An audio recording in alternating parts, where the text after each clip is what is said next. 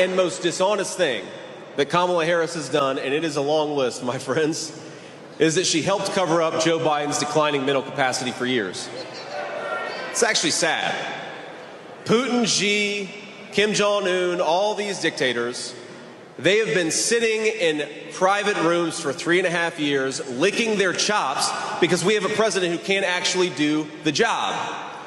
Now, anyone who's too blind to see Biden's incompetence or too dishonest to admit it is not fit to serve as commander-in-chief. She lied to us. She lied to all of us, and it's unacceptable. It's all out there in the open now. Now the American people know for a fact that they were lied to about Joe Biden being fit for office. They were lied to for the last 4 years. And this goes beyond the political divide. This goes beyond a right-wing talking point because the Democrats have now acknowledged that Joe Biden is no longer fit for office, which is why they forced him out of the election. But we can't simply sit by and just say, oh, now they're telling the truth, I guess we can move on. No. That's not how this works. That's how they want this to work. They want you to say, oh, well, I'm glad you finally see things my way. Let's not talk about that anymore. No. The people who have upheld this lie for the last 4 years need to be held accountable. We need to point out those who are responsible for upholding this lie so people know not to trust what they say moving forward. And by picking Kamala Harris as the Democratic nominee, they have openly chosen someone that the American people know has been instrumental in holding up this lie the entire time. Now, if you ushered in someone new, if you brought someone in that didn't have anything to do with the Biden administration, then of course they could pretend like they had nothing to do with the big lie, right? Then this could not be used as a talking point against them. But they didn't usher someone new in. No, they're giving us the same old. They're giving us the vice president that disappeared for the last 4 years because she was embarrassed that Joe Biden couldn't get 2 sentences out of his mouth that made sense. They picked the vice president that disappeared because she knew that she was incompetent. She knew that she shouldn't even be vice president, and she has no business being president, but they kept her out of the spotlight. You didn't really hear much from her. But when you did hear from her, she was constantly lying about how Biden was so fit, he was so sharp, he was doing so well.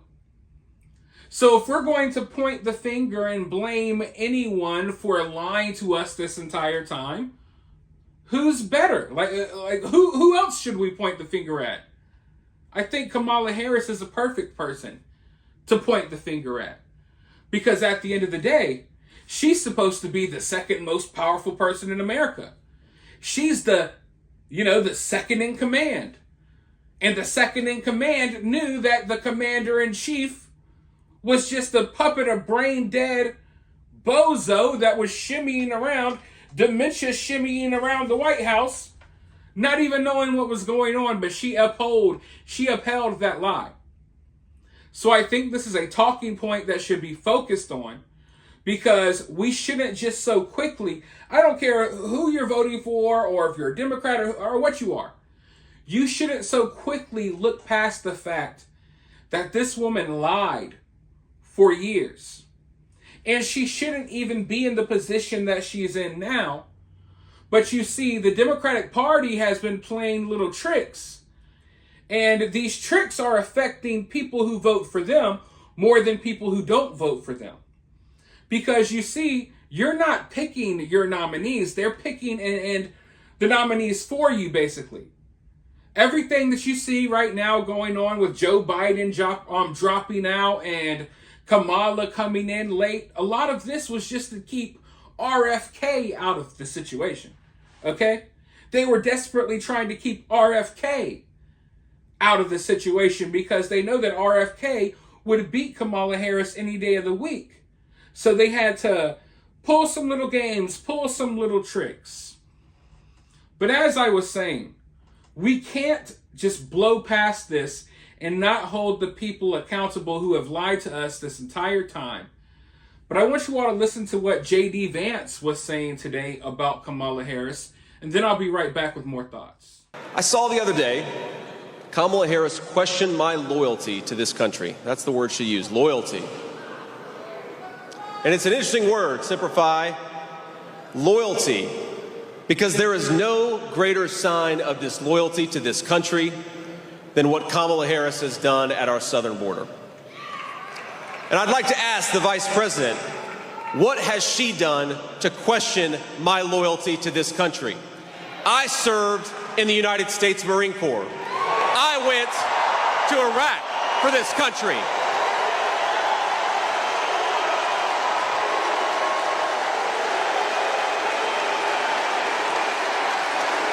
I built a business for this country. And my running mate took a bullet for this country. So my question to Kamala Harris is, what the hell have you done to question our loyalty to the United States of America?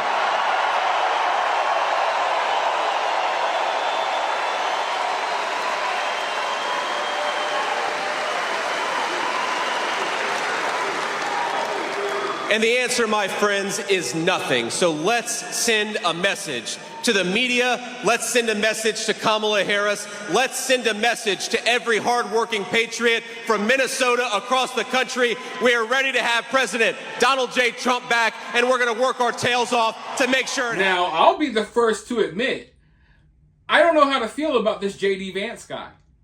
I'm not really sold on him. He definitely wasn't my pick, you know. I was hoping that Donald Trump would pick someone else. I'm still not sold on this guy. I've never liked a lot of the people that Donald Trump surrounds himself with, but I would pick J.D. Vance over Kamala Harris any day, and I agree with a lot of the stuff that J.D. Vance was saying today. But the problem with a lot of Americans these days is that they're very shallow, and they're not deep critical thinkers in the way that they used to be. A lot of Americans are only worried about how things look. They're not worried about the policies. They're not worried about all of the horrible things that have happened to this country. They see things like, oh, it's a black woman. Oh man, it's diverse. Diversity. They see stuff like that. They see surface level things, and that's what they vote for. And that's what the Democratic Party is hoping for. And we're going to watch them further divide this country politically and racially over the next few months. And I think it's important that we stick to a few of these talking points that I feel like are really hitting home for a lot of people, not just on the right, but hitting home for people on the left and in the middle. And that has to do with the illegal immigration. And I do think that we should continue talking about all of these politicians, not just Kamala, but all of these politicians and the mainstream media. We need to be talking about how they upheld this lie about Joe Biden. Because there's so many clips, there's so many news articles. We could sit here for 15 hours straight just listening to these people talk about how Biden was doing so well, and he was the best president ever, and he was so active, and he was doing all of this. And then out of nowhere, everything changed, and they all just decided, hey, wait, Joe Biden's not fit for office. I think that's evidence that can wake people up, people who are still asleep, people who still don't believe that there's something more going on here, people who still have faith in the mainstream media and faith in a lot of the people running this country. They need to see stuff like this. You need to talk to them about stuff like this, because I feel like we just have this golden opportunity with mountains of evidence that can just show how these people lie and how they change and switch narratives whenever they need to fit their current agenda. And their current agenda now is hyping Kamala up and acting like she's not tied to all of the horrible things that happened over the last 4 years. But right now, let me know your thoughts down in the comments below. While you're down there, hit that thumbs up, hit that subscribe, ring that notification bell. And if you find yourself getting too worked up by all of this, remember, it's just political cinema.